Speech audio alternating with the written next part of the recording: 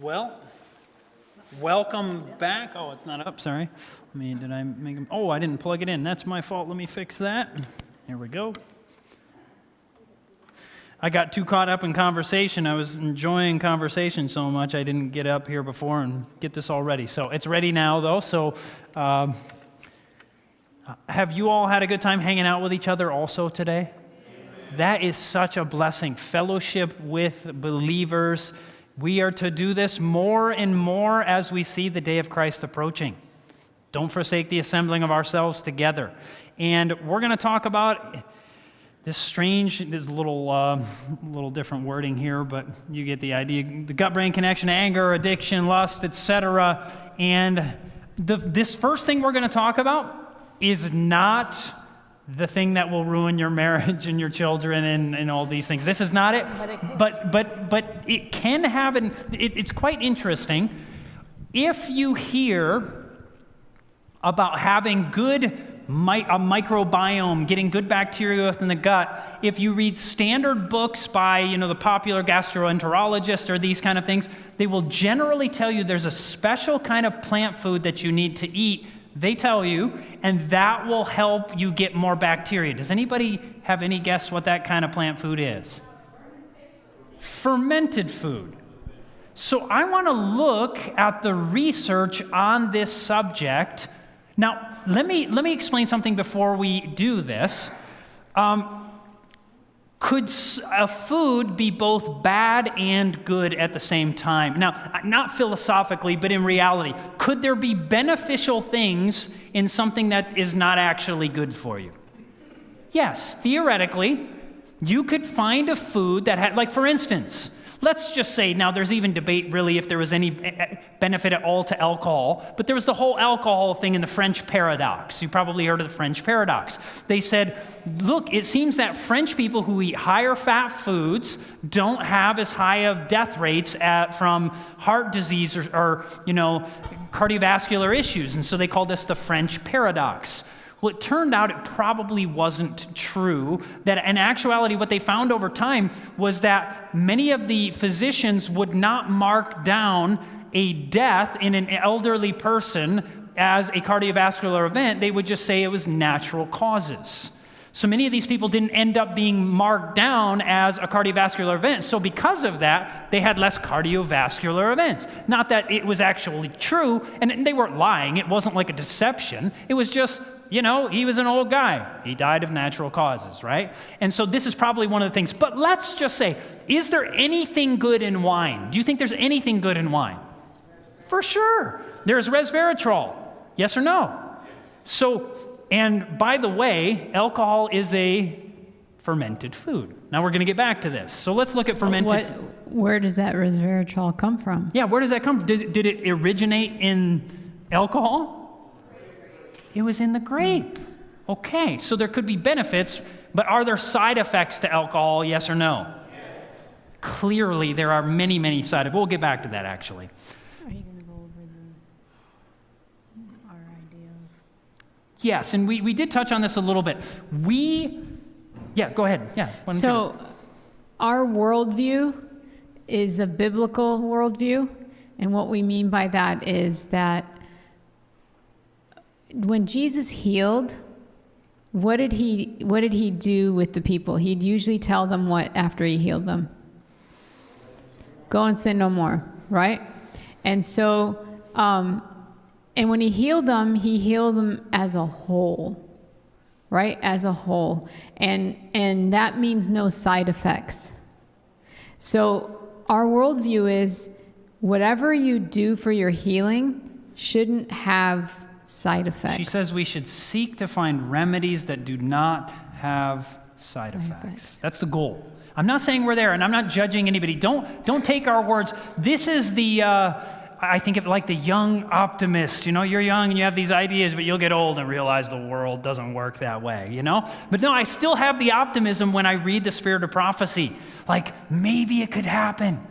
Maybe we could get to the point where and I don't mean the whole world would do that, but where we could learn to prescribe things without side effects. So let's look at, did you want to share anything before? So real quick, we were talking about coffee in the previous session. Yeah, are there benefits to coffee? Absolutely. There's all kinds of, did you know even one of the potential benefits they claim is longevity? Well, then coffee's good for us. But if it negatively affects self-control, as the research showed, we looked at the research from 2022, coffee or caffeinated beverages lower levels of self-control. But what if you could live longer with less self-control? Now, from a biblical perspective, would that be a health-promoting substance? No. Do you see the issue here? So we look at health, we try to look, because I began to read thousands of pages of what Ellen White said, because I thought, I wanted to know, what does she really talk about? Not what is the tradition, what does the church do? Because what if the church, the disciples just tried to figure out what the church did in Jesus' day and then tried to live by that? Instead, they actually sought what Jesus said, and I'm not saying that I alone do that. I don't mean that at all, but I wanted to know, what does she say? What does the testimony of Jesus say?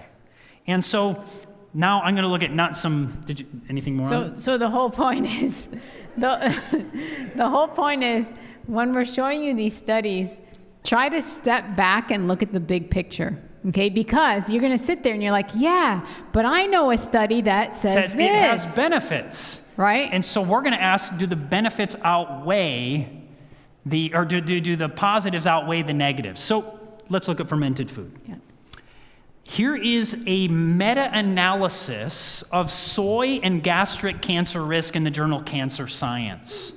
Researchers looked at 20 different studies on consumption of fermented soy products and discovered that fermented soy, which might include tempeh, miso, etc., increased gastric cancer risk by 22%. So you might be thinking, oh no, yeah, people say you got to stop eating soy. Well, they actually studied that too. Non-fermented soy products lowered risk of gastric cancer by 36%. Now that's kind of interesting. So soy, but do you think there's anything good in the fermented soy foods? Yes. And so they may have certain benefits, like giving you all kinds of good bacteria for your gut, right? They might have good bacteria. They might help diversify the bacteria in your gut. So then it's good, right? But if they're simultaneously potentially, now I want to, so that you understand that I understand, correlation is not always causation. Like, it's probably true that people who have more ashtrays have more lung cancer. But do the ashtrays produce lung cancer? Unless cigarettes are in them and you're breathing in the smoke coming out of that, well, then in a way they do, but not the ashtray itself. You understand? And so correlation is not necessarily always causation. So we're going to say, is there potentially a causative factor in fermented foods? We're going to look at that. But can there be benefits and negatives? I have a video on this where I go through the research on YouTube. I get furious responses all the time. On fermented food. On fermented foods. People get furious with me. And if you're furious with me about this, I love you. You can choose to do whatever you want. I'm not here to force you to do anything, but I'm going to show you the research you've probably never seen. So there's another form of fermented food called kimchi. Have you heard of kimchi before? And go for it. Kimchi is a common Korean food, often made from fermented cabbage, radish, and other vegetables. And in a case control study reported in the World Journal of Gastroenterology, kimchi was found to increase the likelihood of gastrointestinal cancer. So I want to touch now. Yeah. I want to give you an anecdotal story. This doesn't prove anything. It's anecdotal, but it is interesting. So Adventists are known to have significantly lower levels of several different cancers we've seen in the Adventist health studies. And I was speaking at I'm not trying to put anybody down, but I was speaking at an Adventist Korean camp meeting. And so as I was speaking to them, I was sharing them things about the gut-brain connection. And it seems like most of the young men I talked to, and when I say young men, I'm talking 30s and 40s, which is relatively young, they had gastrointestinal issues. And because one of the responses to this research here, when people respond to me on YouTube, they say, don't you know, look at Korea, look at Japan, these are some of the longest living cultures in the world. I mean, this doesn't make any sense. And I say, that is true. But did you know 2 of the top 3 countries on planet Earth with the highest level of gastrointestinal cancer are Japan and Korea? 2 of the highest levels of gastrointestinal cancer on planet Earth. Is it Mongolia? Mongolia is also up there. It's Mongolia, Japan, and South Korea. And so I don't say this to put anybody down. This isn't bashing somebody's culture. That's not my point in saying that. But it could be that certain things in fermented food, not the cabbage itself, but could it be that something, as we ferment it, something happens? And we're going to try to get back to that in a moment. So here is another study. People also get frustrated with me about this one, but this is in quotations because this is the actual name of the meta-analysis. This is what they called it. I didn't make up this term.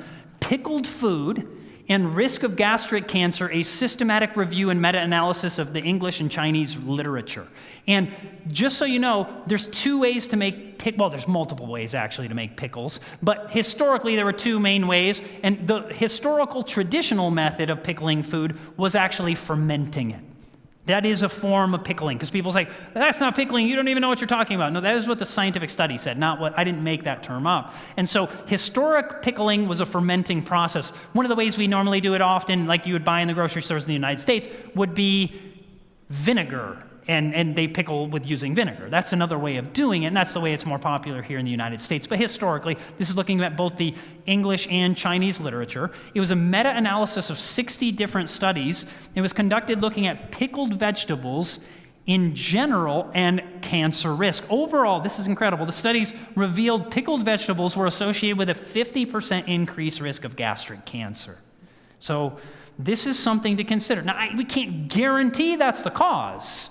You know, with this kind of research, we can't guarantee it, but there might be some things, and we'll look at that in a moment. And mind you, this is not just one study. This is 60 different studies, and they combined it, and this is the stat that they came out with. I think that's significant, personally.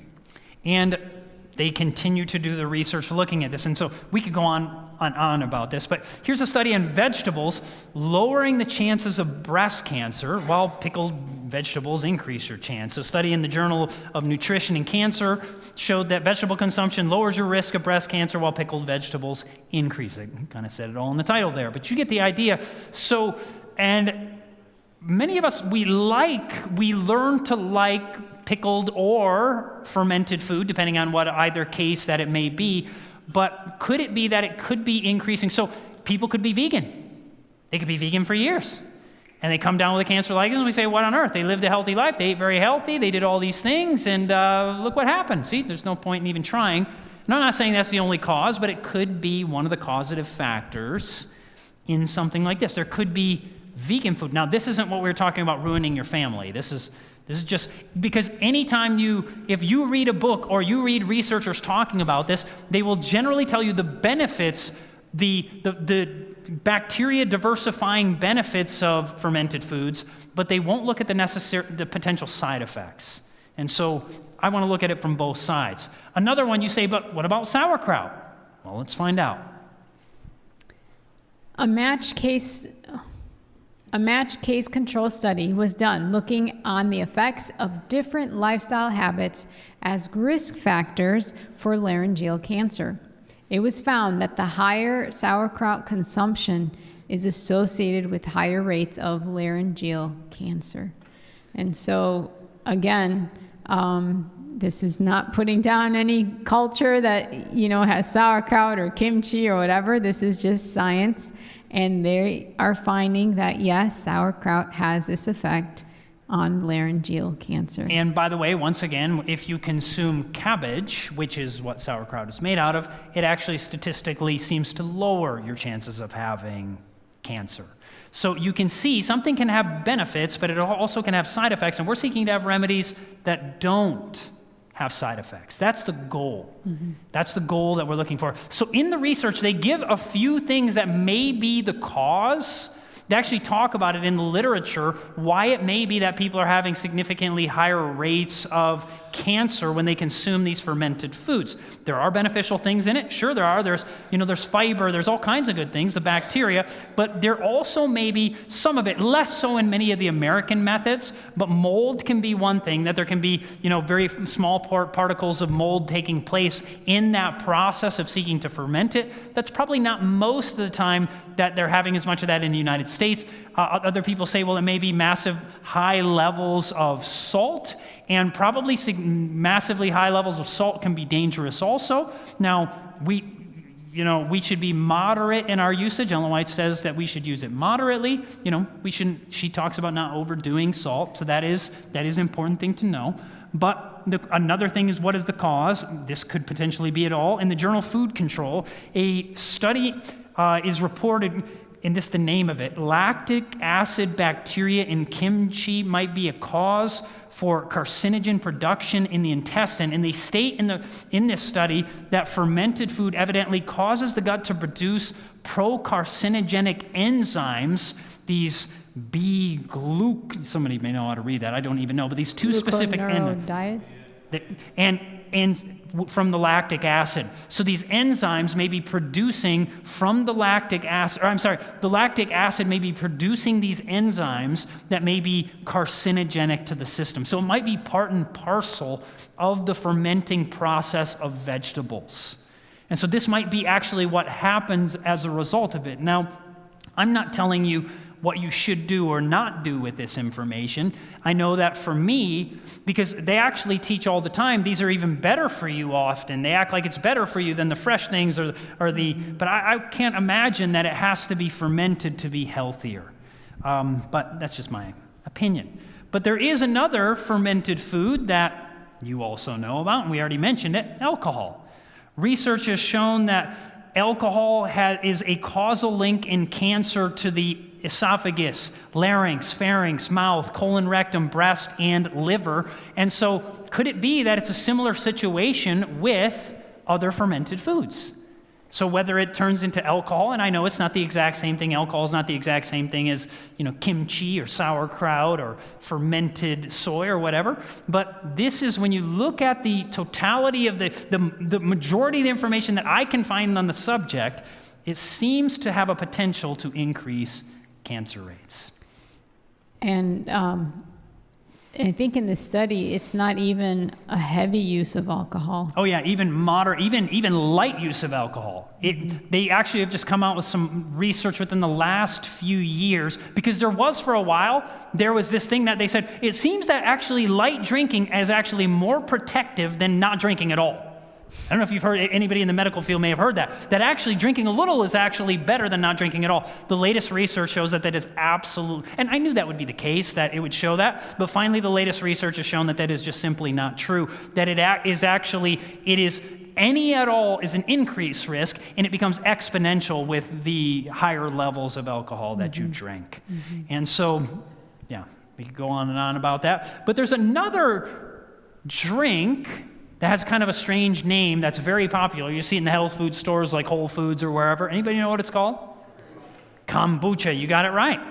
Now, what is kombucha? I know people all over the church, they use this, and it's promoted in even health centers as being beneficial.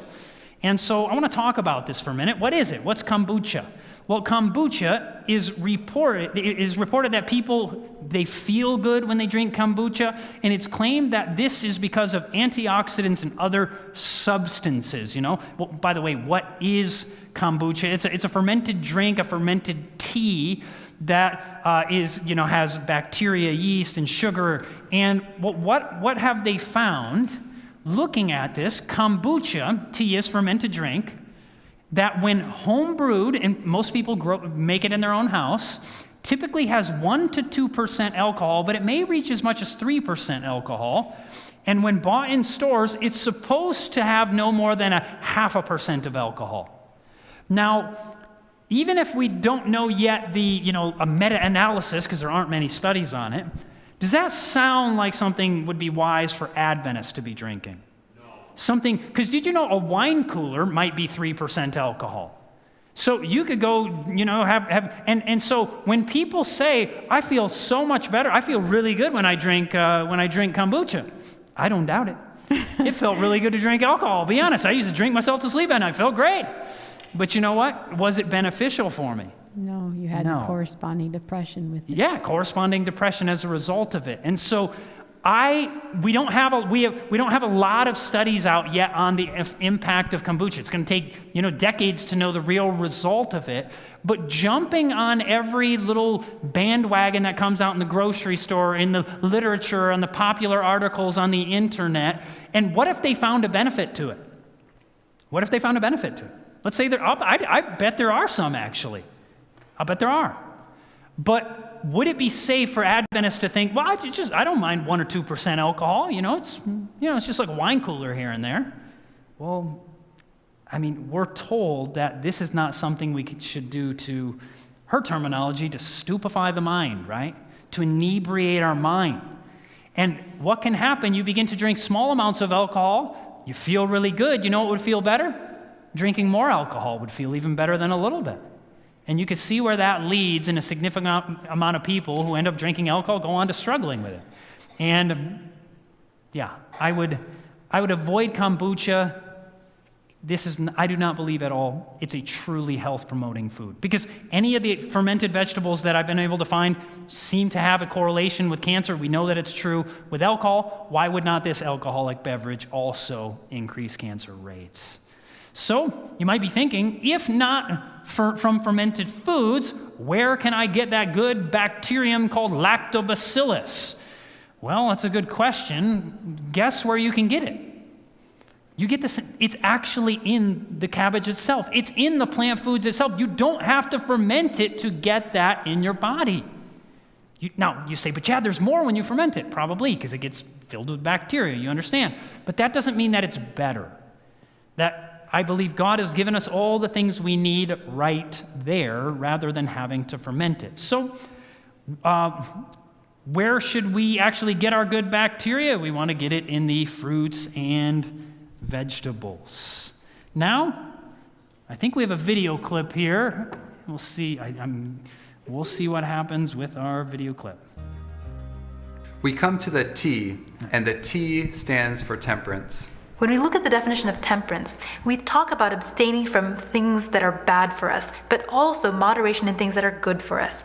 The word temperance is not something that we hear a lot in our society today, but we do hear the word addiction. One of the things that scientists have recently discovered is that there's a common pathway for addiction in the brain, and that pathway is the same whether it is for drug abuse, whether it's for alcohol, whether it's for eating disorders, or even self-mutilation behaviors like cutting, for example, also is lighting up that same addiction pathway in the brain.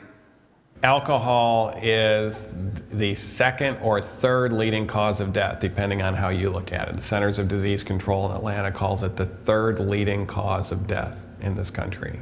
It's amazing to me that some so-called scientists advocate that people drink alcohol to prevent heart disease when it's the third leading cause of death.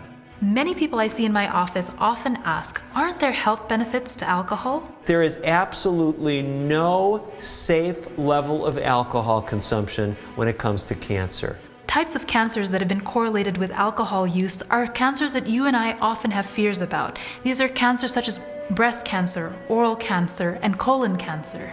That's right. A woman who's a moderate drinker is putting herself at measurably increased risk of breast cancer. In June 2010, the American Institute for Cancer Research made the statement that there is no safe threshold for the use of alcohol when it comes to the occurrence of these cancers. Nobody should be resorting to alcohol for health benefits. Even if it may lower your risk of heart disease, it's increasing your risk of dying from any cause and increasing your risk of cancer. The National Institute on Alcohol Abuse and Alcoholism's official statement concerning alcohol and health has actually stated that the benefits that come from alcohol may not actually be from the alcohol itself, but other components of the foods that are made into alcohol, the plant-based foods. It causes high triglycerides, it causes hypertension, it increases the risk of bleeding strokes. Now someone says, but Dr. DeRose, I still like to have a glass of wine. Well, listen, that's up to you. You can make your own decisions, but don't label it as a health-giving behavior. The use of alcohol stimulates the same addiction circuit as any other drug. We are voluntarily, when we consume alcohol, we are voluntarily suppressing the frontal lobe of our brain. This darkened area is the judgment center and the center for tensions and anxieties. Even small amounts of alcohol tend to deaden these centers, and because of this may provide an illusion of relaxation. And so one of the worst things that we can do, especially if we're trying to optimize our brain function, is to drink alcohol even a little bit. So a practical illustration of the concept of temperance, at least in my book, as I read the medical research, is total avoidance from alcohol is the optimal. One of the really important things to understand about any addictive behavior is that it impairs our frontal lobe function. The area of analysis, of decision making, of our willpower, which impairs our ability to make good, sound decisions and to think clearly. And that, of course, impacts the rest of our lives. So any amount of addictive behavior is not healthy for the brain. And in reality, there are other things, or even some foods, other substances, of course drugs, that adversely affect the frontal lobe of the brain. One of the common addictions that Americans deal with is an addiction to caffeine.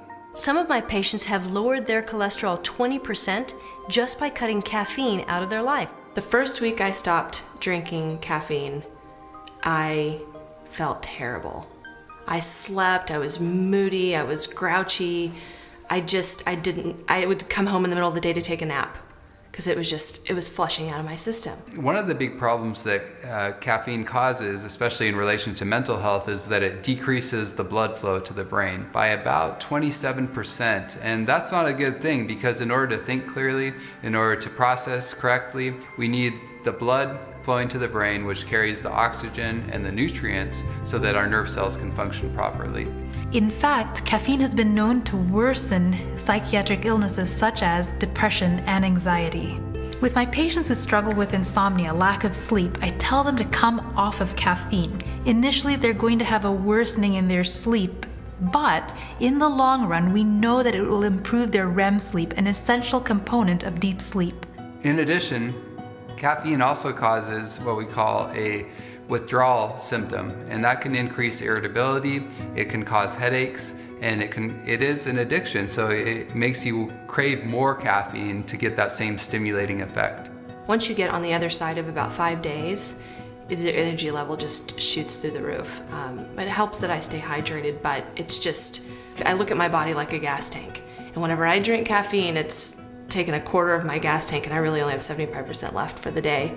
And I notice that difference when I don't drink caffeine. It's crazy. I have a full gas tank all day. We found from studies at the Lifestyle Center of America that those who are trying to cut out habits that are detrimental to their health are going to find this difficult when they're consuming coffee. And so a lot of people, especially when they feel really fatigued in the afternoon, one of the big causes is because they are drinking caffeine, which causes a letdown, and then they're also dehydrated from the effect of the caffeine as well. But there's more subtle forms of addiction as well. For example, food addiction is one of the biggest problems in America. If you look at the obesity epidemic, for example, we see that people get addicted to things like fats, to sugars, to meat. When we indulge in these things that are unhealthy for us, and even some things that might be okay in moderation, it can really damage us, and it can make us slaves to those things. Let's not do anything to voluntarily make our minds less effective. Temperance, a big fancy word that just basically means the moderate use of that which is good and the total abstinence of that which is negative. Temperance. Balance.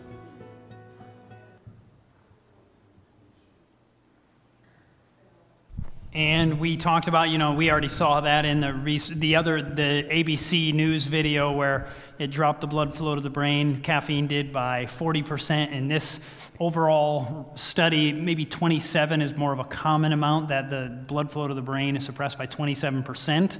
And we already talked about the fact that perfect health depends upon perfect circulation. Perfect health depends upon perfect circulation. So we still have not, though, talked about the food that you're actually here for.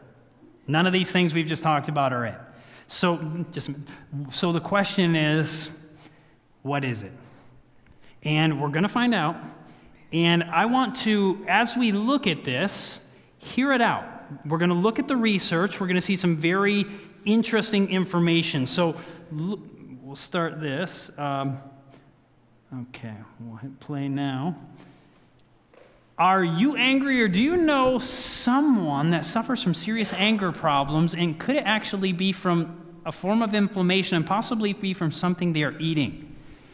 So now we're going to find out, and we're going to see several different studies, very interesting studies on this subject.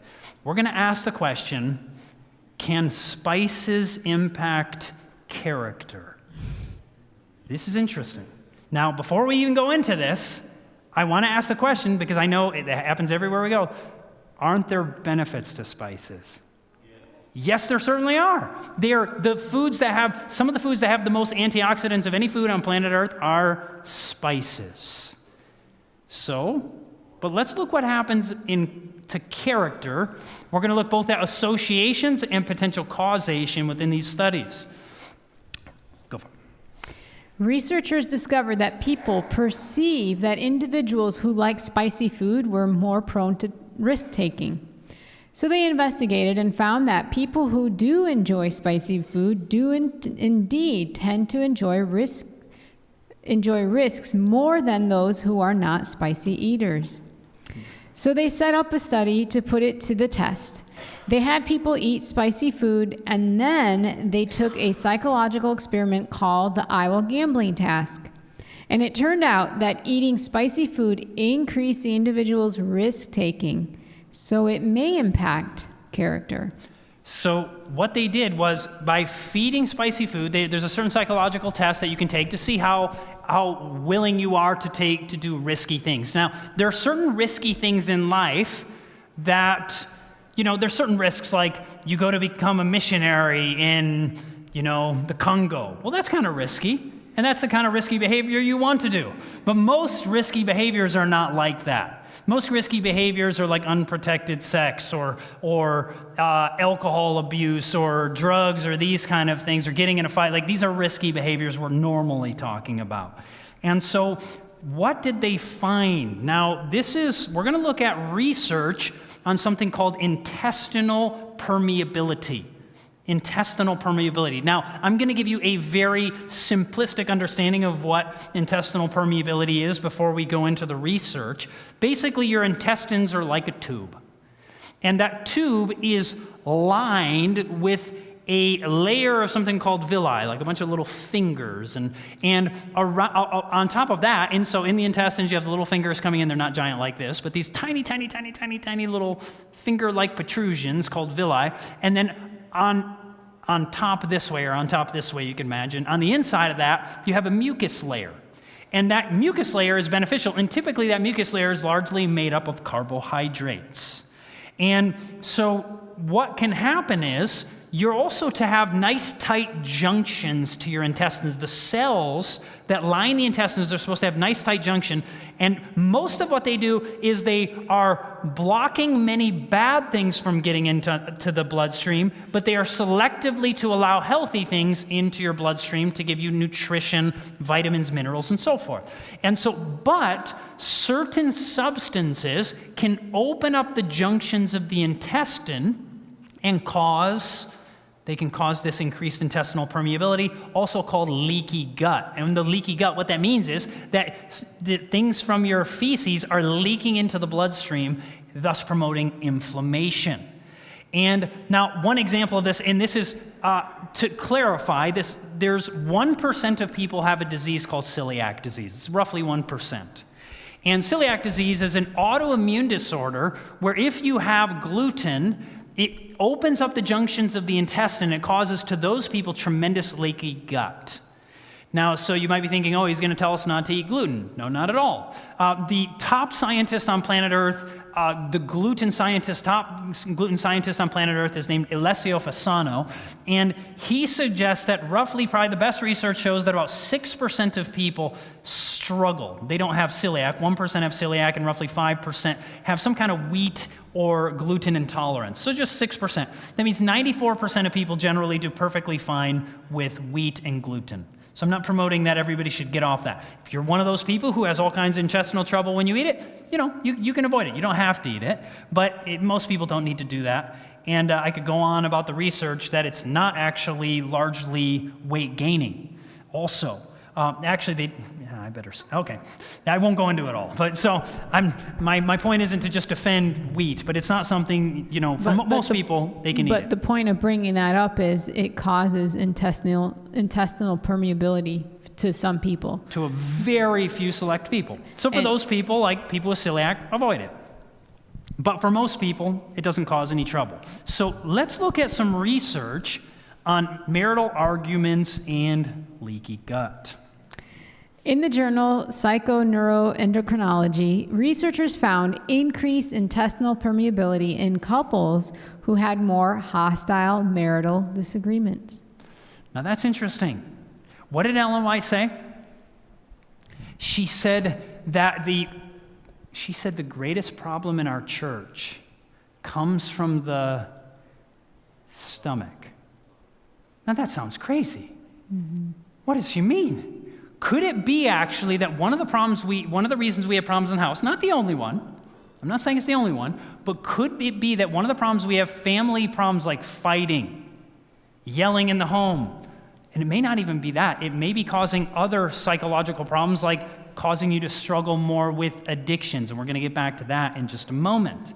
So what does this intestinal permeability have to do with what we're talking about, spices? Well, this is a causative study, right? Yes, they actually gave them these. They gave them these, okay. So in a study in the Journal of Nutrition, researchers looked at the impact of certain spices on intestinal permeability or leaky gut. It revealed that certain spices, including cayenne, paprika, and chili, can increase intestinal permeability. Now that's interesting. I'm going to tell you right now a fully anecdotal story, and then we're going to come back and ask the question, but can't you use cayenne medicinally? We'll get back to that in just a moment. So I just found this out. We were just in Brazil. I met this couple, and beautiful couple. They are building a beautiful house in an absolutely beautiful environment in a couple hours from a place called Belo Horizonte. Beautiful, incredible out in the mountains. And so I was at their property. They're building this beautiful house. And I had heard the story, and then I asked, because it was their story, that they were in India. I'll just tell you. They were in India, and a doctor came over to their house, and they weren't used to, Brazilians typically don't eat like hot, spicy food. It's not very popular in Brazil.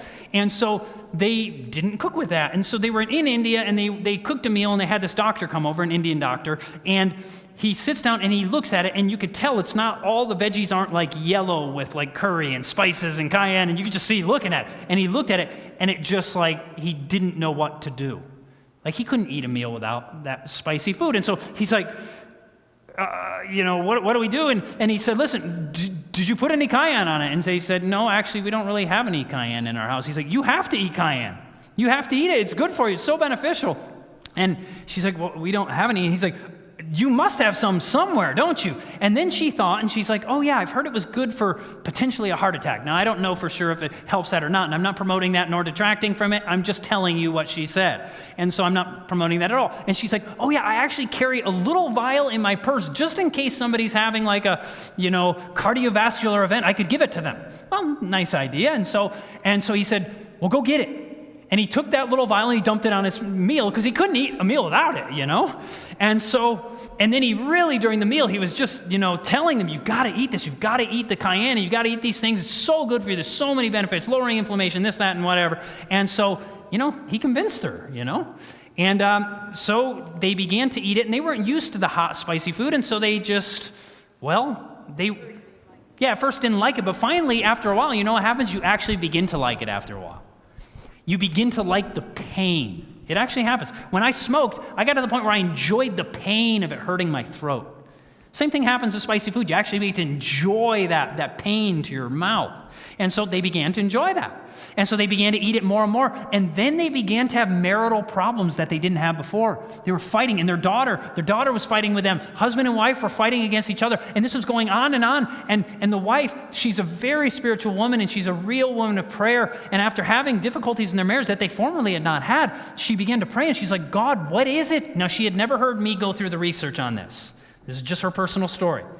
And so they said, she just began to pray. She's like, Lord, what is happening with my marriage? What is happening with my daughter? All of us fighting together. What is going on? And she prayed, and she said, God said to me, it is the cayenne. And she thought, what could it be? And she went to her family, and they're like, well, we like it now. We like the cayenne. And she's like, but I really believe God is telling me to remove the cayenne from our diet. And they were spiritual people, and they said, okay, we'll do it. And it ended up helping their marriage get back to what it formerly was without the spicy food.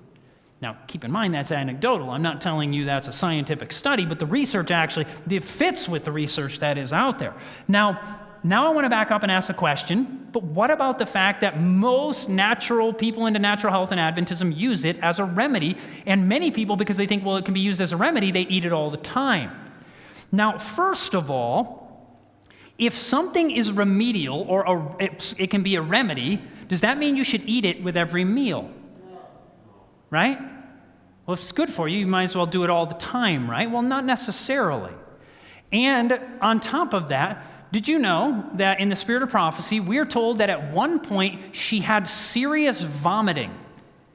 And does anybody know what she drank? Not the cayenne, but does anybody know what she drank to try to help with the vomiting? Very light coffee or light tea, and it was caffeinated, actually. Very light, she said. Watered down. So does that mean we should go do that all the time now? Because she used it in a very specific situation. I think she was actually at sea and maybe got serious gut issues or whatever. So that means we should now drink it with every meal, right? Because it was used remedially once. Do you see the problem here? Now, just in case it actually does work, there is one time in her writings where she did use cayenne remedially. There is actually one. I did find it. Now, does that mean we should begin to eat that on a regular basis? No. Do we need cayenne to open our arteries? We don't. We already know that we can reverse heart disease through Esselstyn, Ornish, and you don't necessarily need spices at all to do that. It's not the spices that did it. It was actually changing the diet to a low-fat, whole food, plant-based diet. So you do not have to use it. If you have to use it remedially, somebody's having a heart attack, if it actually works, I have no idea. I'm not saying it does or doesn't. But okay, in a very acute situation. But could it impact by eating it every single day? And I'm not going to judge you. If you want to go on eating spicy food, you can do that. But I want to show you more research as we go on. 3 studies were reported in the Journal of Experimental Social Psychology looking at spicy food intake and what they call trait aggression. The first study found that those who like spicy food have more trait aggression. So that's chicken or the egg. Is it that aggressive people like eating spicy food, or could spicy food actually make you more aggressive, right? But as was stated before, correlation is not always causation. So they conducted 2 additional studies and found that consumption of more versus less spicy food evidently led to higher rates of aggressive cognition, as well as perceiving others to be more aggressive.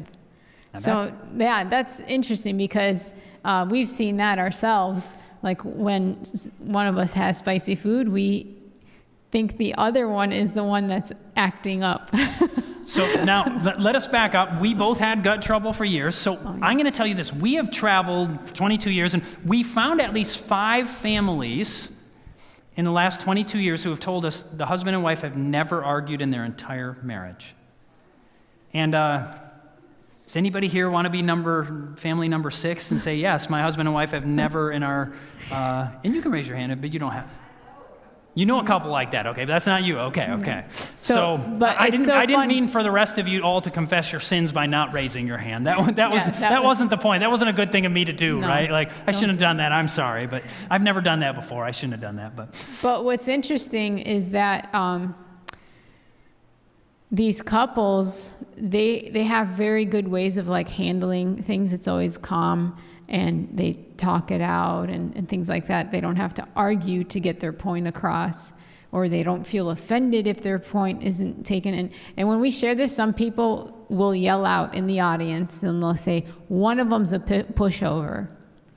That's what They're they'll thinking say. that's why there's never an argument, because one of them just takes the beating and never says anything. But it's not true. These two of the couples right off the top of my head I can think of, these are successful people in the church, successful business families. They have successful corporations that they own, and the husband and wife both work for the business, and they have stressful situations in life, and they even sometimes eat spicy food. At least one of them I know has, and they've never had an argument in their entire marriage.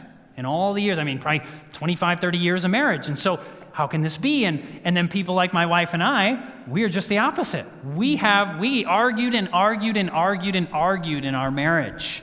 We'll tell that story real quick. Why not, huh? Okay. So let's hear it. So we got married. And, like every newly married couple, you want everything to be perfect and happy, and you just think, I'm not going to act like my family. I'm not going to do what my family does, right? Yeah. But we read our Bibles every day and we were seeking Jesus. Yes. But as time progressed, we started to argue every day. And I have to give ourselves a little bit of a break, I guess. I don't know anyone that spends as much time together as he and I. For the past 22 years, it's like 24/7. So you got to give us a little bit of a break there. But we are crazy. If you can make a reason for sin, you can excuse it. Yeah, okay, sorry.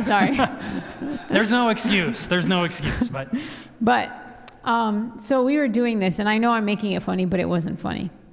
And it was becoming very stressful and sad and discouraging. And you're just like, this is one of the reasons I didn't want to get married. I didn't want to get tortured or torture somebody else, And so a lot of praying, and I was just praying and pleading and asking the Lord to help us. And I'd get on my knees and cry, and I think there's something wrong with us. It's just that, you beat yourself up. Why do you see other people and they seem perfectly fine and they do well and this and that, and you just beat yourself up, and you're asking the Lord, and he's like, yeah, I've told you how you could have a happier life, right? Follow it. But you just think, no, my problem's bigger than that. I just need more prayer. I just need more faith. I need more prayer. And God's like, yeah, have faith in what I've told you. And you're like, no, my problem's bigger than that. It's got to be deeper. There's something in there, and I'm not letting go of. And by the way, we would apologize every night before going to bed. We knew the Bible said, do not let the sun go down on your wrath. And I'm sorry. Yeah, I'm sorry too. And let's pray. And we pray together every day. We had devotions every day. And most of the days we were having devotions together. And we actually did like each other. You'd think like, oh, you didn't like each other. Like you just weren't well matched. No, we're actually very well matched. Yes. But just the smallest things, we were, what was the word we learned today? Starts with a P? Peevish. Very. The smallest things that non-essentials would make us angry, right? And so then, we knew about the quotes that we're going to show you in just a moment about spicy food, but we never saw its impact. I couldn't tell the days I ate spicy food and the days I didn't. We'd argue just as much either day. It didn't make a difference. So we're going to come back to why that is in just a moment, right? So, or should we? Are we going to tell the remainder or afterwards? Let's come back to it. Okay. So we'll come back. There's to be continued. So in this study right here that we just read about, that people who eat more spicy food have more aggressive cognition, they point out in the study itself that the Malaysian prison system feeds their prisoners non-spicy food to help lower their levels of aggression. Isn't that interesting? Now, we talked about a Adventist prison, and guess what? They used to do what Adventists used to do, because Weimar and these kind of institutions used to, I don't know whether they do or not, I'm not pointing the finger, but they historically did not use what? Spicy food, because that wasn't a thing amongst Adventists. But slowly, as it's begun to come in through other people's cookbooks, other cultures, they bring it in, and then we began to adopt it. And we're like, after a while, we like that burning. I sure did. You know what we had? You know what food we had served at our wedding? Thai food. Thai is some of the spiciest food in the world. We love spicy food. Now, we're going to get back to this. I want to give an anecdotal story. Anybody know who this character is? Mao Zedong. Looks like a friendly chap, doesn't he? Nice smile there, almost a smile on his face, but he's one of the 2 greatest mass murderers in human history. Greatest is the wrong word, the largest mass murderers, I don't know how you call it.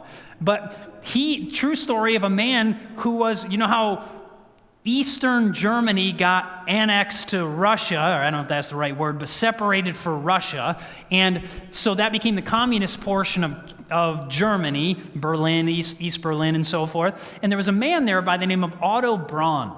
And Otto Braun became a liaison between East Germany and China. And Otto Braun shares his personal story. This is what Otto Braun said about his experience working with Mao. Otto Braun said, for example, for a long time I could not accustom myself to strongly spiced food such as hot fried peppers, which is traditional in southern China, especially in Hunan, Mao's birthplace. Mao said to Otto, "The food of the true revolutionary is the red pepper." He also said, "And he who cannot endure red peppers is also unable to fight." So Mao thought that eating spicy food would make you a revolutionary, a fighter. Now, just because Mao thought that doesn't mean it's true. But now we have some evidence from research that may back that up. And the king of Thailand, one of the king of Thailand, historical kings, he noticed that spices was negatively impacting the character of his people. And so you know what he did? He outlawed spices. In Thailand. In the country of Thailand. He actually made it illegal to have spicy food in Thailand. So, do you think forcing people to do things works? No, because we know today Thailand is one of the spiciest places on planet Earth. And so you realize forcing people to do something just because you think it's right doesn't work. And that's why we're not here to force anybody or guilt trip anybody about anything that we're sharing here. Again, you have autonomy, you have choices, you hear things and you take in what you feel convicted to do so. But if you are somebody struggling with some of these same issues, really prayerfully consider it. I would say that. So let's look at spices and alcohol addiction. I used to be an addict. Used to drink myself to sleep at night. I couldn't overcome tobacco. I did drugs, but alcohol was more my thing than drugs, and tobacco. Now, in the journal Psychiatry Investigation, researchers looked at people's preference for spicy food and also their genetics, and in the conclusion of the study, they state a strong preference for spicy food can be assumed to be a risk factor for alcohol dependence. That's interesting. Now, some of you might be thinking, if that's true... Because remember this morning or afternoon you talked about dopamine. And what is dopamine? It's the molecule of more. And I want more, and I want more, right? And so you see this progression. And you have spicy food, you want more spicy food, and then eventually you want heavier substances like alcohol. And the research has actually shown that spicy food increases dopamine in the system. So now if God knew that spicy food can make people more prone to be addicted to alcohol, why didn't he just tell us that?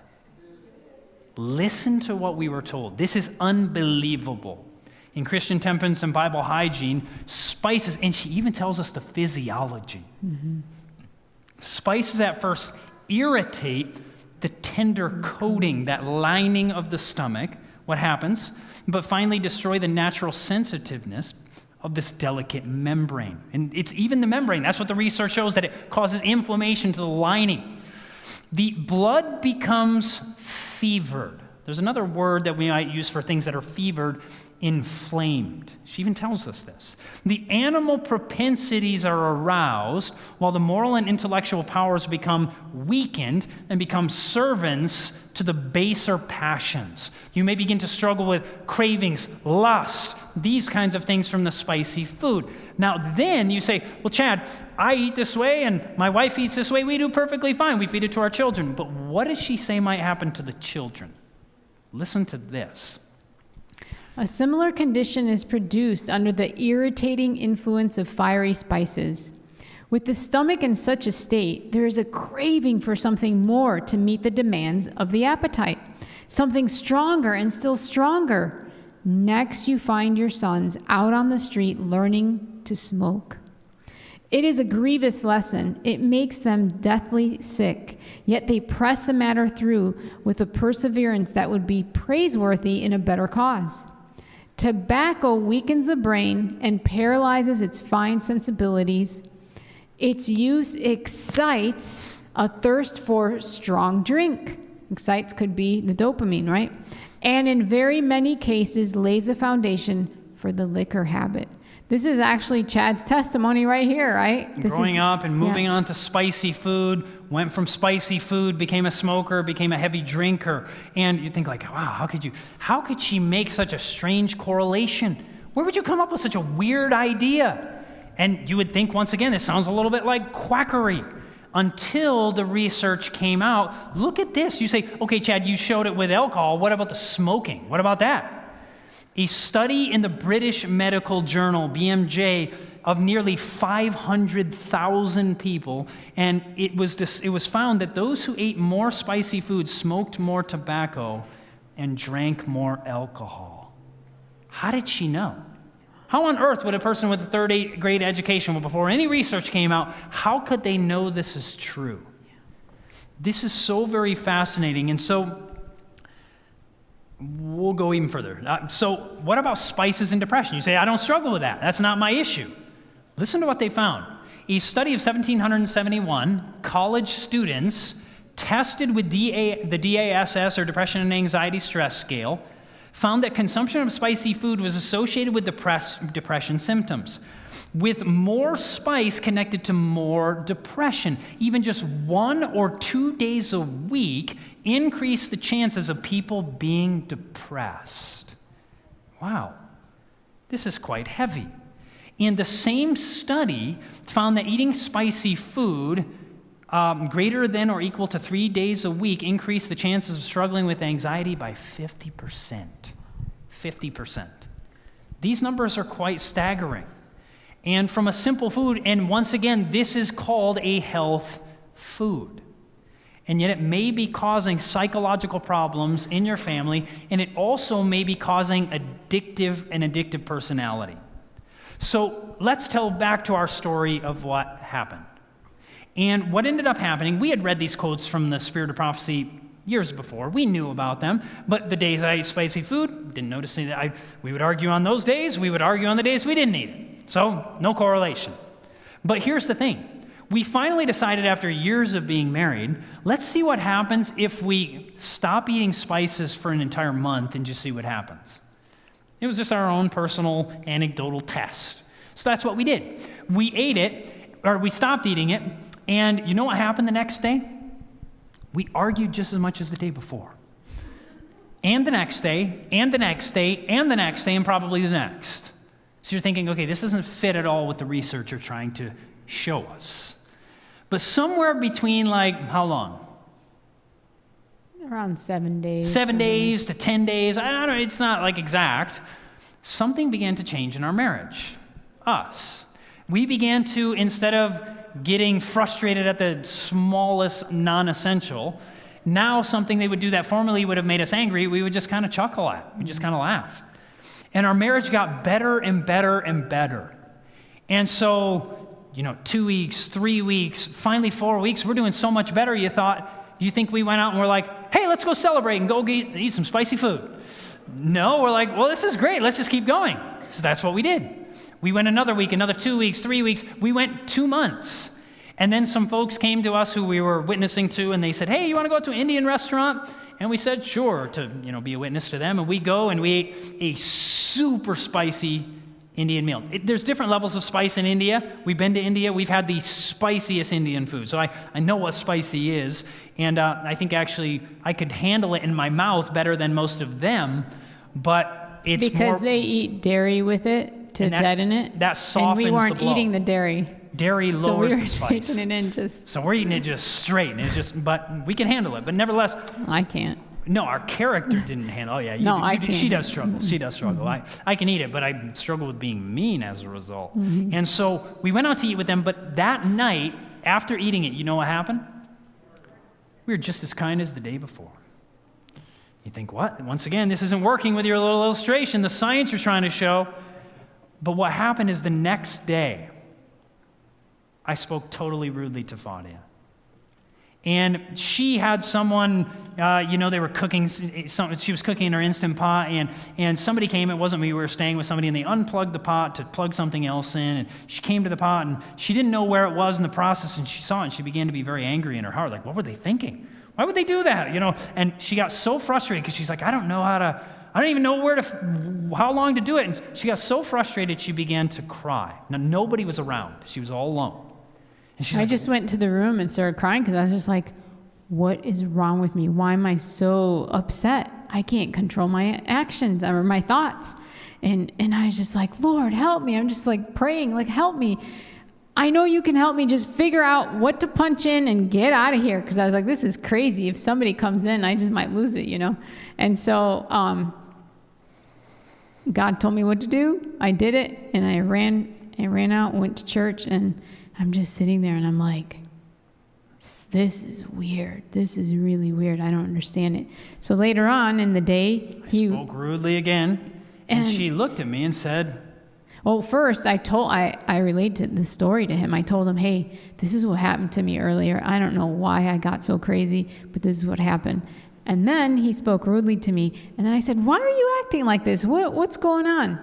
And I thought about it and I said, yeah, this is weird. We haven't been doing this. And I thought and I said, you know what we ate yesterday, don't you? And she said, no. And I said, I think so. Oh, that's a nice anecdotal story. We have tried this over and over and over. And with nearly 100% correlation. I wish this weren't true. I wish we were not telling you the truth. But this is the truth in our personal experience in our marriage. And so trying this over and over, and it's because we travel and we're at the mercy of others feeding us. And so you don't always know what's in the food. And so then we have to deal with it. But what we do is when we're sitting there and we know that something's spicy, we'll tell the other, don't eat that.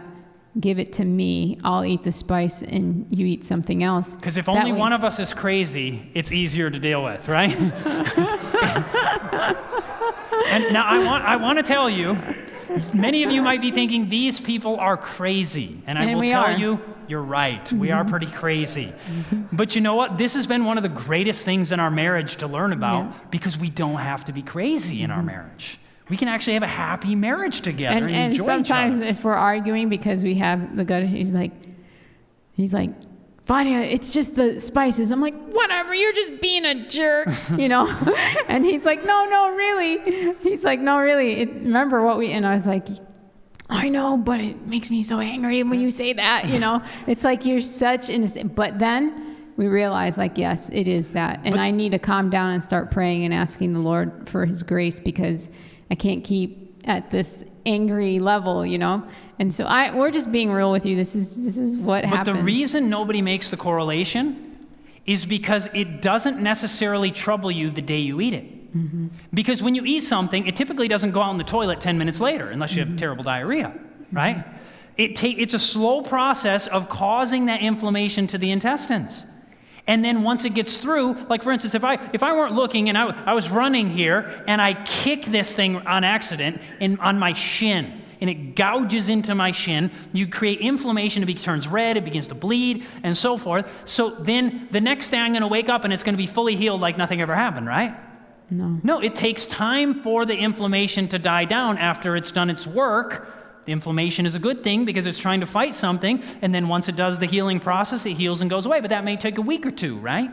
And so too, as we're damaging our intestines, causing the inflammation to the intestines, it can take several days for it to settle down. And it may not come on the very day you eat it because it can take a slow process of digestion going through the intestines. So that's why people don't notice, because it can overlap, the time kind of change, or it delays either way. And so one of the countries we went to a country with very spicy food, and I figured when I got there would be a lot of rape and child sexual abuse. I didn't know the statistics, and we were speaking next to a very large medical hospital, actually the second largest hospital in the world, 10,000 patients a day. And amazing place. But we were speaking at the church, though, the Adventist church there, to mainly, medical professionals, their families, medical students. And so we were talking to them. We were talking about the gut-brain connection. One of the pediatricians came up afterward, and he said the official statistics in our country are that 50% of children are sexually abused.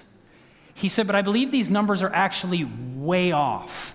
He said, he said, in your country, a lot of stuff is reported. In our country, it's just not that way. And he said, because I work with children day in and day out, I think the numbers are closer to 80 to 95% of children.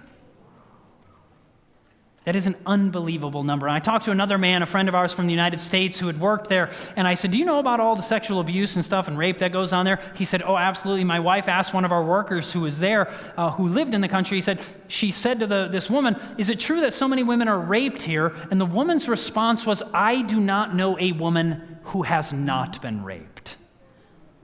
We were told by Adventist pastors it's not a safe place for women in this country. And you say, so you think it's purely the spices? I think it's the vast majority of it. It's not it. I think there's other factors, but I think that is the vast impact that it creates. It inflames the passion and the lust. It makes people more prone to be combative and so forth. And this is a struggle.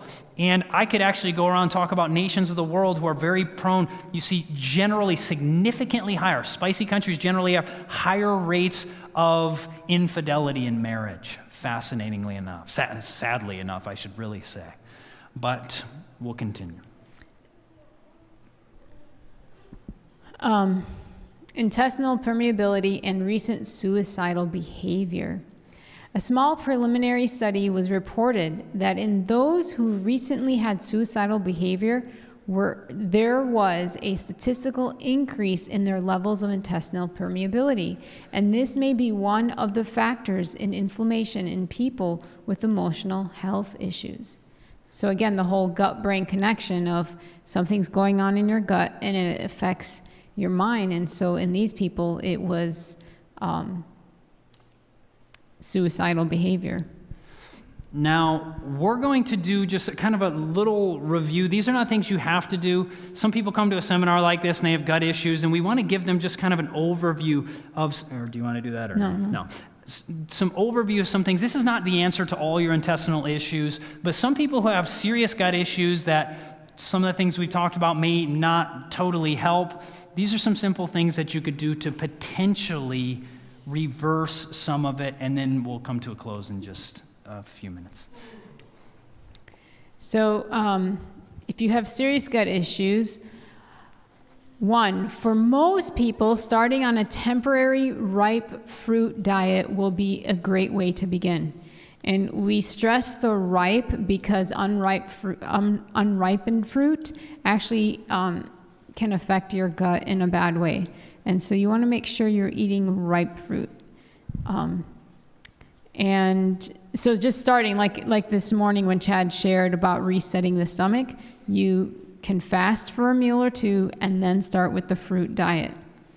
And if you have serious intestinal issues, you may want to start with everything being cooked, even your fruit. So we're talking like, you're having major This diarrhea. is not for everybody. This is extreme cases. Yeah, this is extreme Most cases. people don't need to do that. So, you just want to have things cooked so that you can handle it. And I don't know if you have it there later, but also introducing the fresh stuff a little at a time. Start to introduce it, like increasing your fresh food a little at a time until you can handle it. Because some people, like you heard that guy this morning, Chad was sharing about, he went to a carnivore diet because he had so many allergens that any kind of food he was eating was causing him issues. And so then he found the carnivore diet to be helpful, but he didn't want to do that. And he didn't want to be constipated all the time.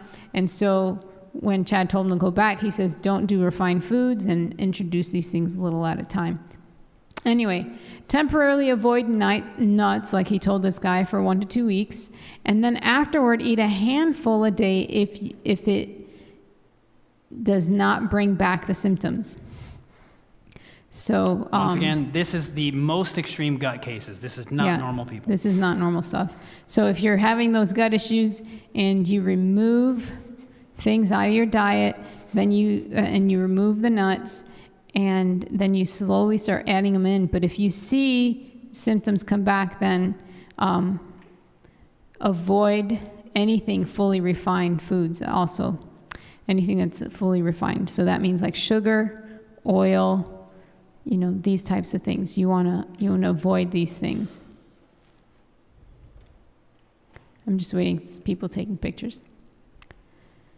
Then, 4. After the temporary fruit diet, you can begin to add back grains and veggies. Contrary to popular belief, raw greens and veggies are difficult to digest for many people with gut issues. And so it's really important that you cook these greens, because they can be very hard for people who are sensitive. So you cook them. And especially things like kale and cabbage and that kind of thing, you want to cook them because it's easier on your gut than to eat them raw. And once again, some people with strong digestion, they do totally fine with it. So we're not saying this is very extreme issues. I want to keep repeating that because people might think, oh, you're saying nobody can eat, a salad. That's not what we're saying. Yeah, and that's why we have that. If you have serious gut issues. All right. The grains should be well cooked. So eating things like muesli would not be recommended for somebody that has a sensitive gut. Ellen White actually says that our grains should be well cooked. And you wanna cook off anything that is irritating the gut, and so you need to have well-cooked grains. And one of the things that actually helps also with grains is that if you toast them. So if you have, let's say you have some kind of grain, like rice, for example, and you've heard of dextrinizing, where you toast it just in a dry skillet. You're toasting it, and you start to smell like that nice sweet smell. That's dextrinizing it, and that's actually bringing it back to its ripe state. Does that make sense? So remember Jesus and the disciples when they walked by the grain, how did they took it and they ate it, right? They ate it fresh. They couldn't do that with the dried one, right? Because that dried one, it's ready for storage. It's not ready to be put into your stomach. But the fresh, you could eat raw. So you're trying to bring it back to that dextrinized state. And so that's how you bring out the sugars. You're bringing it back to that dextrinized state. And so it's important to do that, especially if you have sensitive gut issues. Think about it, okay, I can toast this. I do it with oats, toasting your oats before you cook them. It just helps bring out the dextrin. And Ellen White also talks about toasting your bread really well, right? And that's the same concept, is you're bringing it to a ripe, back into where it's more digestible. All right, so it says the grain should be well cooked. Whole grains like bread should be toasted or for easier digestion. Some will find going gluten-free helps as well. Number 5, avoid preservatives and additives. If you don't know what something is, don't eat it. Read the ingredient list. So, like we said, she says it's good to eat dried fruits, right? But today, most of the dried fruit that you'll find is like neon color. And why is that? They have sulfur and preservatives. Well, that's going to counter-interact because your stomach is not a preservative location, right? It doesn't preserve food. What does your stomach do? It breaks down food. And so the same thing with fermented foods. That's like not good for your stomach. Your stomach's trying to break down food, not preserve it. So it'd be good to make sure that what it is if it says organic dried fruit, it usually means they have not put any preservatives in it. So that's a safe thing, not to eat anything with preservatives as far as your dried fruits. Salt in moderate amounts is fine, but high salt is difficult to digest. So very salty food is not good. But we're told by Ellen White that salt is an element that the body needs. And so you don't go without it, especially if you're a whole food, plant-based person. You're not getting it in your packaged foods, right? Because that's where most people get it. And so you need to make sure that you have enough salt in your diet, that you're not depleting your electrolytes. Because what happens, you go whole food, plant-based, you start drinking more water, and you're diluting your electrolytes. So make sure you're getting enough, but not too much that it retards your digestion. And like we said tonight, avoid spicy food. Avoiding spicy food if you want to heal your gut issues. Another thing for your gut issues, avoid dairy and eggs. They're hard on digestion as well if you're someone that's sensitive.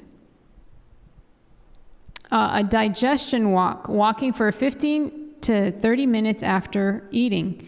And this is not exercise, this is just a nice walk. And Chad said earlier, for every minute that you walk after a meal, you can decrease your blood sugar anywhere from 1 to 3 points.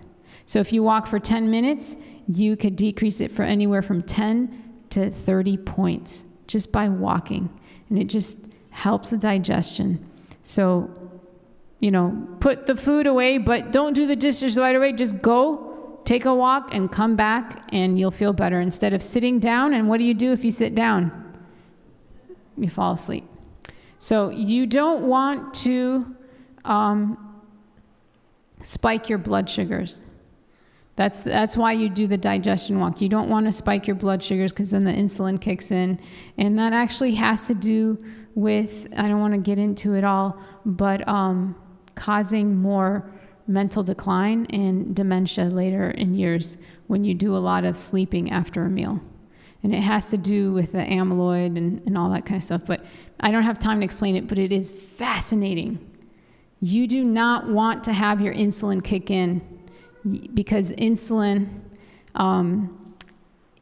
it's insulin-derived, what's it called? I can't think of the name. But anyway, it breaks down the plaque in your brain. That's what it does. And so when you have a spike in insulin, it stops doing that and it goes to deal with the insulin increase in your bloodstream, if that makes any sense. All right, next. Don't eat until the last meal has digested. No snacking unless having diabetic blood sugar issues. So what that means is you want to make sure that your digestion is done before you bring on the next meal, because you're never giving your digestion a break. And like we said, the gut and the brain are very connected, and there's been studies done to show that it has an effect on your mental decline. And try not mixing sweet fruit with your vegetables, okay?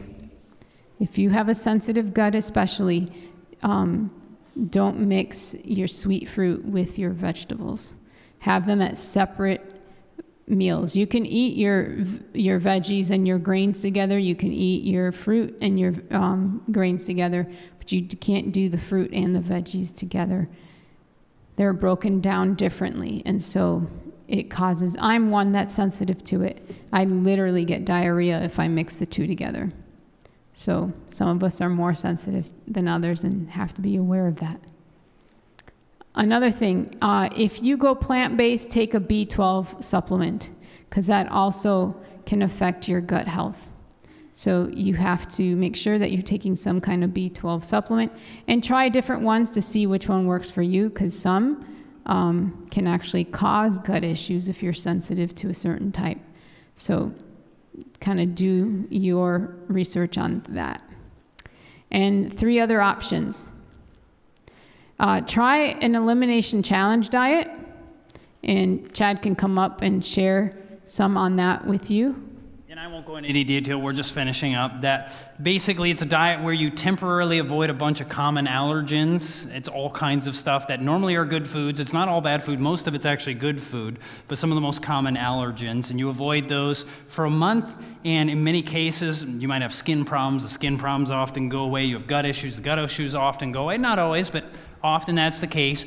And then once the problem goes away, then you avoid you avoid those things for a month, but then you get to one at a time add them back into your diet. And then you wait 3 to 5 days. If you have no ill side effects from the food added back, you can keep eating it. And you keep adding them back over time. It's a long, laborious process. Most people don't need to do this. This is just people with serious gut issues, or maybe you have some kind of skin problems, or migraines that you haven't been able to get rid of with a healthy diet. This can sometimes help you get rid of that. Number 2, you could also try a food allergy test called an IgG antibody test. Some people do not believe in it. A medical doctor friend of mine did this with her husband, and he had the mother was having terrible health problems. The husband was having unbelievable arthritis, and they took the test. They both found out they were weird things, like the mother in her 90s was allergic to carrots, it said. They got rid of that. It just changed. She went from being like a dementia, like a psychotic dementia person to a total peaceful person when she got rid of carrots. And now carrots are wonderful for most people, but it could be that something is affecting your mind. It's an extreme case, but just to give an example. Number 3, try cutting out all supplements for a few weeks to see if your problems clear up if you have gut trouble. I had gut trouble for months, and it turned out it was one brand of B12 was actually giving me gut trouble. And so just cutting them all out for a while can be a way. And also, if you work with your doctor, sometimes the medications are causing you gut trouble, but you got to work with your doctor on that one for sure. So, just to find out if they're the cause. One thing. He listed refined foods, and one of the refined foods that affects my gut is oil. And when we were in Nepal, and we were eating, and the lady there was making the food for us, and she asked us, what things do you want me to eliminate and things like that. And so we told her oil and spices. And so, people in Nepal and India, that's like, are you kidding me? Oil and spices? But she did it. She did it for us. Anyway, and long story short, the others that were with us, they were eating with us the same way the whole week, and with no oil, no spices. And by, I forget what day in the week, she forgot one morning, and she made the chapati. Chapati is just like a flatbread, and she made the chapati with oil. And to be nice, we just ate it. But that day, all of us that ate it had indigestion. All of us. And we're not ready for lunch. When we came, we're all like, oh, I'm not hungry. And one of the other guys noticed. He's like, you guys, you're right. I think there's a correlation between indigestion, GERD.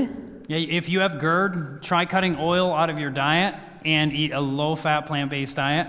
And in most cases, your GERD will go away. That is one of the primary causes. It opens up the sphincter there and causes the, digestive juices to go back up into the throat. So just something to consider. Just an extra thing to throw in there for people who have sensitive digestion. But I want to end on a very positive note. Can reading lower stress levels? Kind of side topic, but we talked about stress, anxiety, and research out of the University of Sussex looked at the effect of different activities on stress levels. 2 physical reactions to stress are increasing stress hormones, and number 2, increasing heart rate. And the researchers had subjects increase their heart rates by certain exercises or tests, and then they tried different methods of relaxation. And these included activities like going on a walk, listening to music, and also reading. And it turned out that the most powerful method of lowering stress levels was reading. Simply reading for as little as 6 minutes can lower stress levels by approximately 68%. Now, if that's true, why didn't God give us a book to read? Well, he did, right? And it says in Revelation 1 verse 3, blessed, that word means happy, is he that readeth. And they that hear the words of this prophecy and keep those things which are written therein, for the time is at hand. More important than everything on health we've talked about is spending time with Jesus. That is the most, you don't get to go to heaven because you eat right. We've already talked about that, but it might make your pathway there much better and happier. That's why we share these things. We want you to be happier, healthier people, find the benefits. But the most important thing is our hope is that you will walk with Jesus until he comes again. Let us close with a word of prayer. Heavenly Father, we are so thankful for our Savior, Jesus Christ, the one who is altogether lovely. Thank you that he shared these messages with us, not because we deserve them, not because we're better people than anybody else. If anything, we're probably worse. But Lord, you are merciful, and you blessed with a message that could help people to overcome addiction. Maybe there's someone here struggling with addiction, and they just say, you know what, Jesus, I need your help. Maybe somebody right now, is there someone here who wants to raise their hand and say, Jesus, I need your help? Raise your hand where you are. I need the victory in my life.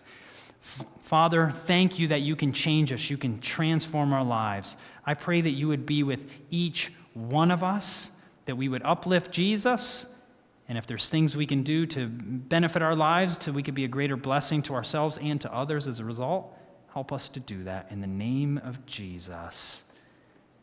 Amen. Any quick questions? I know it's very late. If you need to go, that's fine. Any quick questions? Good question. If you struggle with anger, lust, depression, anxiety, I would challenge you with onions to only eat them cooked. Because the spiciness of the uncooked onions can actually, in many people, make a significant, it does to me. If I eat them raw, I get crazy like I do with other spices. But I don't seem to do it with, so you could try it. The other way is, we're big, Mike talks about testing things. You can avoid something for a while, add it back and see what happens. That'll give you an idea yourself. And the other thing quickly about paprika, there are two kinds of paprika. There's a spicy kind and a non-spicy kind. I don't know which one they used in that study, so I don't know what to tell you about that, but yes. I would say to be careful with garlic. I know it's super healthy and everybody, but if you struggle with anger problems, anxiety, depression, lust, I would challenge you to see what happens if you go a month without it. And if you want to add it back and see how it affects you, you'll see yourself. Any other quick questions? I don't want to keep us here all night. Yes.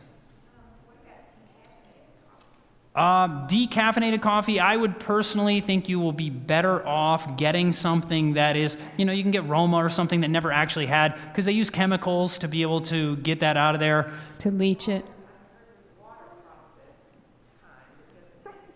I don't know. I can't tell you one way or another. So I would just suggest, you can find something. Some Adventists made some company called, what was it called? Coffig. And it's figs, actually. And I used to be a big coffee drinker, and I don't even drink the fake kinds, but they sent it to me, and I tried it, and I was like, that's the most like coffee I've tasted anything in my life, and it's made out of figs. So call fig. I'm not trying to advertise somebody's stuff. I'm just letting you know about that. So dark chocolate, there are benefits to it. Are there side effects?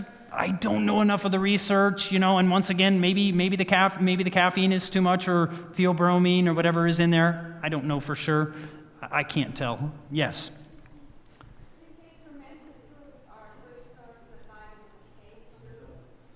They do say that, yes.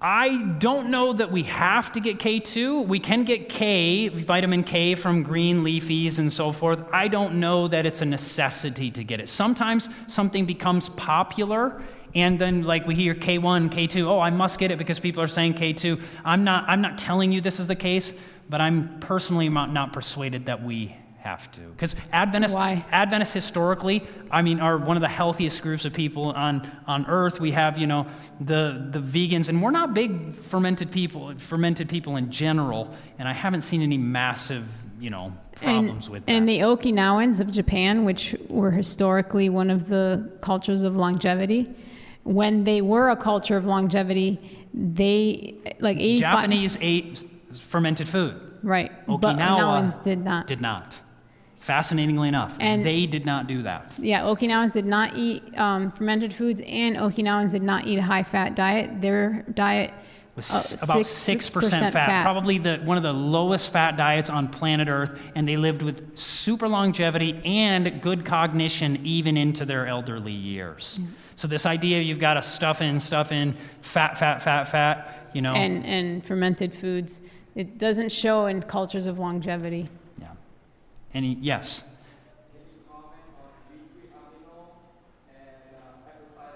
Apple cider vinegar. So once again, apple cider vinegar is another fermented product. It can lower your blood pressure. There's certain things it can do, but there's other things you can do to lower your blood pressure. You know, like you can, like going on a low-fat, plant-based diet, getting rid of all refined foods, things like oil, can actually significantly drop both cholesterol and blood pressure. And another thing that can lower blood pressure is just getting exercise, and it only works the day you exercise. That day, your blood pressure will be lower. If you don't exercise the next day, it won't have the same benefit. And so it's about a consistency of living a moderate, healthy lifestyle. I'm not a promoter of things like apple cider vinegar. May it have some benefits? It absolutely does, but it can also be caustic to the esophagus. And so, to me, the negatives do not, yes. Liquid aminos, yeah, I don't promote it personally. I don't know of any research to back it up, but I'm not telling you, this is like the minutia, and I'm not blaming the question. I don't want people to think that our main thing is to hit all the things you like. That's not my goal. But the closer we get to, Ellen White talks about over and over and over, eating food that is what's the word? Like not exciting, that's not the right word, but unstimulating food. The closer we get to that, the healthier our gut will be and the healthier our mind will be. So you can make out of that and do with that what you choose. I was just going to say one more thing about our spice issues. Chad, all those years that he was depressed, one of the reasons we believe now that when he did that 2 weeks of the fruit fast, not only was he replenishing his good gut bacteria, but he was avoiding things that were causing irritation, and the spices. The spices is what I was not eating during that time period, and I really believe it was the fact. I have actually noticed if I because people are feeding it to me, eat spicy food, after a few days I start getting what I would consider like OCD, obsessive compulsive thoughts, like repetitive negative thoughts that are hard to you just want to say something mean to your wife or whatever. And I'm not proud of that, but it's just like I can't stop myself from saying it, and so yeah. So prior to him, during that time where he was depressed and stuff, he would be considered an introvert during that time. So he would be up here speaking and everything, but afterwards he'd want to run out. I would be social, so you would think I was an extrovert, but on the inside, I just wanted to get away. But after my gut healed, and he was hurt by it physically. His back would hurt at night. He was just from spending time with people. I'd be so stressed. So you would call him an introvert. But then when we got rid of the spice, changed the diet to whole food plant-based, now I am an extrovert. I can spend time all day, every day with people, and it doesn't stress me out and make me want to run to the hills, even though although I do live in the country. But you get the idea. But it's just amazing to me. This is not the same person. But he easily could become OCD like that when he eats these things. Yes, sir. After a round of antibiotics, is there any room for probiotics, or can we recolonize the gut with just raw plant? I would do so basically the slowest way to restore your gut is probiotics. That is going to take the longest, that we know of, that'll take the longest time to get back to normal. So doing nothing will get you back to normal way faster than probiotics. But yes, eating a diversity of whole plant foods, unrefined, you should be colonizing because you're giving the bacteria back to the gut. And because of the fiber, you're giving the bacteria food, and so you're increasing the bacteria by that as well. Yeah. So not only are you getting bacteria from that food, but you're increasing the colony with the fiber. All right. Yes, ma'am. What do we put on food to make it palatable? Now, I want to say this to you. You don't have to eat like Chad and Fadia. Because you don't live like Chad and Fadia. You don't live like us. We travel all the time. We're so busy all the time. So we eat things like sweet potatoes with a little salt on it.